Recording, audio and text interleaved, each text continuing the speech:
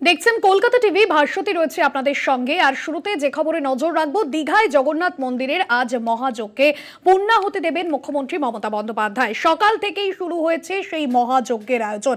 আজ দিনভর সেই মহাযজ্ঞের আয়োজন এবং সকাল থেকেই আমরা দেখেছি যে সেখানে একেবারে স্তোত্র পাঠের মধ্যে দিয়ে এই প্রক্রিয়া শুরু হয়েছিল এবং আগামীকাল মন্দিরের দ্বার উদ্ঘাটন হবে মুখ্যমন্ত্রী মমতা বন্দ্যোপাধ্যায়ের হাত ধরে। এই মুহূর্তে সরাসরি সেই ছবি আপনাদের সামনে তুলে ধরছি।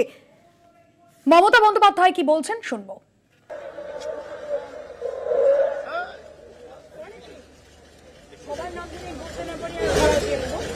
প্রত্যেকেই আমাদের অতিথি এবং যতটা সম্ভব চেষ্টা করেছি অন্তর দিয়ে, হৃদয় দিয়ে।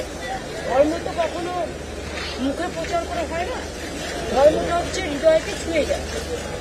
মানুষের আস্থা এবং বিশ্বাস এবং ভালোবাসা। আজকে যখন পুণ্যটা হলো তখন আমাকে আমার বলতে আমরা আমার বলতে এটা চিরকালের অভ্যাস।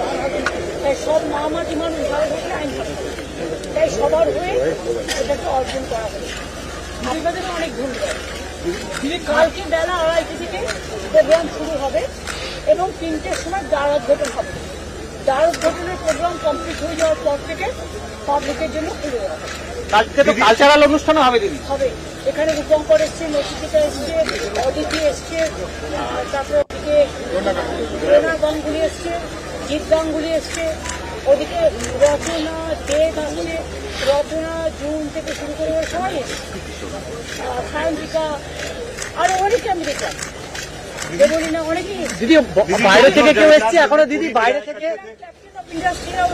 दीदी जो लोग पूरी मंदिर में जाया करते थे अब दीघा में आएंगे उनको लिए क्या कहेंगे, कैसा संदेश? हर जगह में हर आदमी जा सकता है ना। कोई देश जब बड़ा होता है ना, ये विश्व सबके लिए है, देश विश्व का लिए है और कृष्ण सबके लिए है। ये किसी का धर्म का अधिकार किसी को अकेला नहीं होता, सबको बांटने इसको देखने पड़ता है। इसको अगर अंतर से जीत सकते हैं तो ये देखना नहीं है कि इधर जाए ना उधर जाए ना उधर जाए, हर जगह में हम लोग जा सकते हैं। प्लीज আমাকে your intention is not program you don't do it for don't do any nasty for দিদি বাইরে থেকে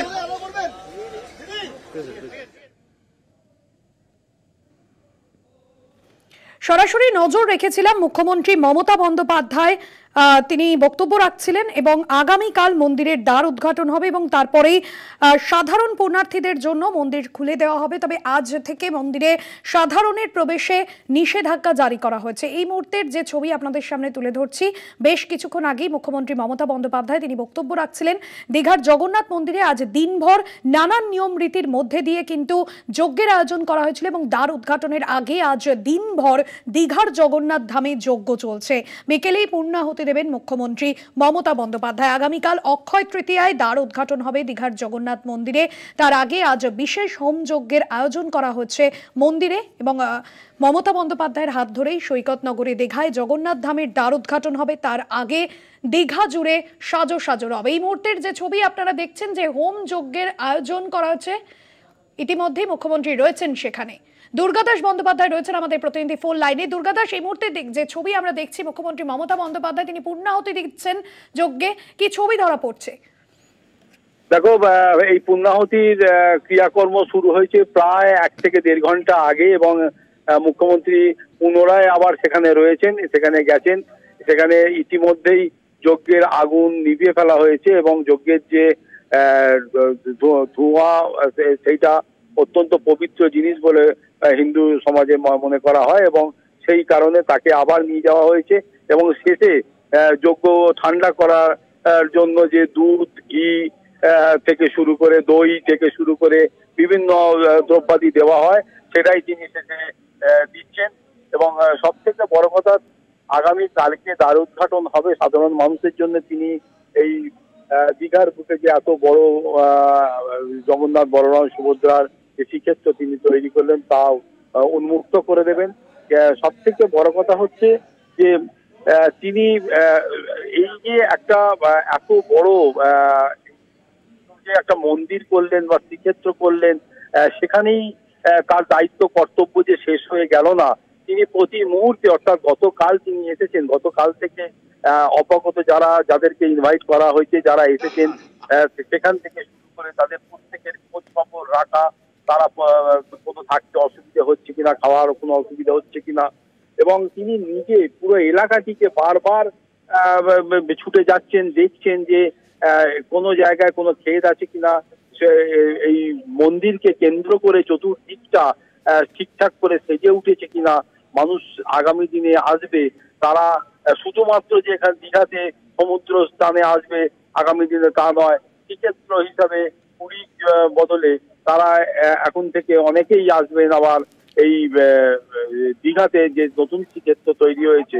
ফলে শ্রীক্ষেত্র শুধুমাত্র যে তার একটা স্বপ্ন ছিল তিনি সাকার করলেন তা তো নয়, এই শ্রীক্ষেত্র যে তৈরি করলেন এর মধ্যে তার যে দীর্ঘদিনের স্বপ্ন, তার যে কর্মকাণ্ড দীর্ঘদিনের, তার যে ভক্তি শ্রদ্ধা এবং জগন্নাথ দেবের প্রতি তার যে আস্থা এবং জগন্নাথ দেবের আশীর্বাদ যে তিনি মনে করেন যে প্রতি মুহূর্তে তার মাথায় তাকে তিনি পান, তারই একটা ফলশ্রুতি হিসাবে এত বড় একটা কর্মকাণ্ড ধর্ম কে সামনে রেখে করলেন বটে, কিন্তু তার মাধ্যমেও তিনি কিন্তু মানুষের সেই ঐক্যের কথাই বলে যাচ্ছেন।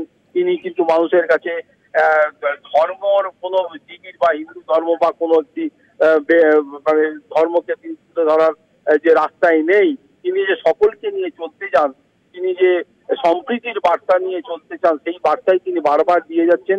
আগামী কাল দুপুর 2টোর সময় দ্বার উদ্ঘাটনের যে অনুষ্ঠান শুরু হবে তিনি নিজে উপস্থিত থাকবেন, এবং সব থেকে বড় কথা হচ্ছে যে তিনি যেমন বিভিন্ন ধর্মীয় আচার অনুষ্ঠানে অন্যান্য ধর্মাবলম্বী মানুষের তাদের আচার অনুষ্ঠানে যেমন ছুটে যান, সেখানেও তিনি যেমন পুরো বিষয়টা নিষ্ঠার সাথে পালন করে আসেন, আজও কিন্তু এই ব্যতিক্রম হলো না।